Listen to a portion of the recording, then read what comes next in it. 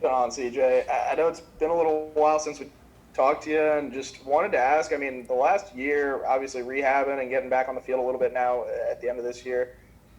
What's this process been like for you, and how would you kind of put it into words if you can? Man, it's been a lengthy process to say the least. It's been a roller coaster for real, man. I've had some ups, I've had some downs, but to say the least, I'm just glad I'm here. I'm just glad I'm here today. You know what I'm saying? A lot of folks, if after an injury like this, they'll hang the jersey up and say, "Hey, I don't want to risk it again." But me, I got the heart of a lion, man. I try to fight every day. You know what I'm saying? Nothing's guaranteed, but as long as I'm still here, I'm just trying to make sure I can do what I can to help the team, whether that's encouraging them on the sideline, on the game, during the games, or if I'm here on the field and, you know, doing what I can on the field. Tyler? Talking specifically about this season, since the season has started, when did you finally get back out there? It sounds like you're a full go in practices now, but just kind of take us through the timeline of what it's looked like in the last couple months in terms of getting back to football activities. Oh yeah, most definitely. So when I first got hurt, Thomas, the head trainer, and I, we had sat down. We spoke realistically about this injury. The original timetable I got for the injury was anywhere from 9 to 12 months.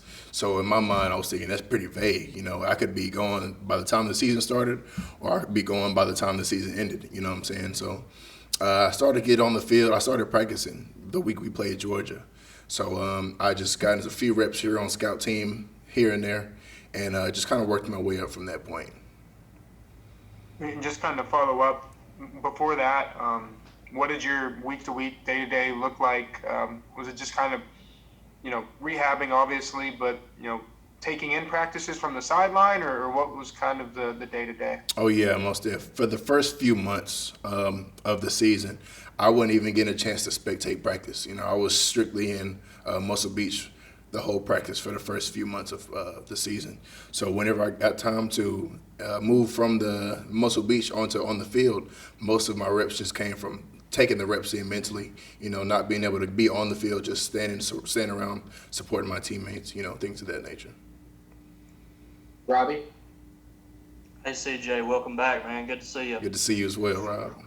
I'm just interested in what you felt like your role has been for this team while you've been out. I mean, obviously you haven't been able to help tremendously in the form of practicing over the last couple of months, but how have you felt like you've made your impact on this particular team? Because Coach Arnett thinks that you have made a significant impact. Oh yeah, I'm glad to hear that. I didn't know I had that much of an impact, but it's good to hear from the coaches that I did.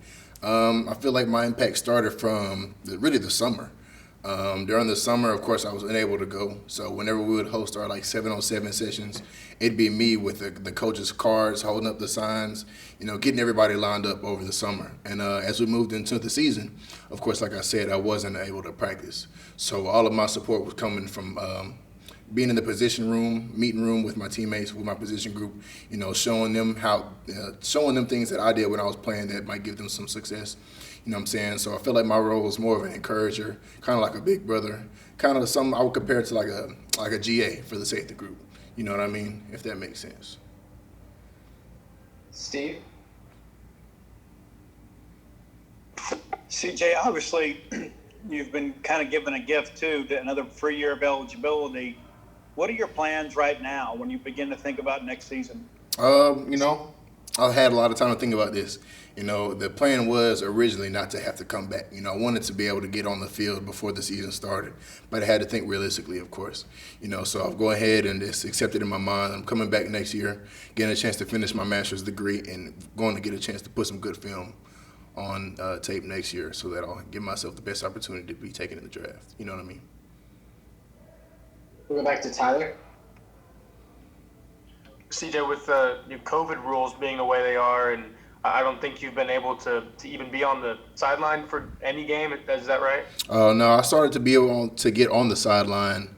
The first game traveling I had was Ole Miss. So that was my first game back, following the same routine with the team, staying in the hotel, being on the sideline. And that was my first game back. So, yeah, you're pretty much right.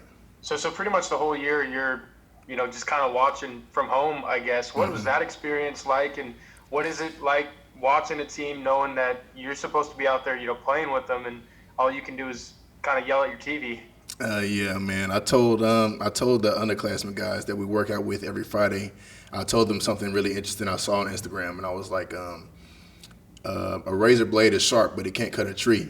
And I said an axe is sharp, but it can't cut hair. You know what I'm saying? So, and I was kind of comparing that to everybody has a specific role, and everybody has a role that's going to be important to them. You know what I'm saying? Everybody has to take their role importantly. So I felt like I was saying, my role wasn't really important. But of course, I made the most of it. I did what I had to do. Try to encourage my teammates, try to encourage my position group, and try to lead those boys in the best direction I could. We got time for just a few more. We're gonna go back to Ben. CJ, kind of to that. I mean, was there a point that I don't want to use the term like rock bottom, but like, was there a point where you felt like, man, this really sucks? Like, this is was there like kind of that point where you're like, man, I just want to be done with this kind of thing? Oh yeah, for sure, man. Just being honest with you, the competitor I am, I was feeling like that every day. Every day was a rock bottom that I wasn't out there on the field. You know what I'm saying? But I had to put on a good front for my teammates to show like, hey, even though you're hurt, you can't just be satisfied with just being hurt. You know what I mean? You had to do something every day to get just a little bit better. You know what I mean? Going back to Steve.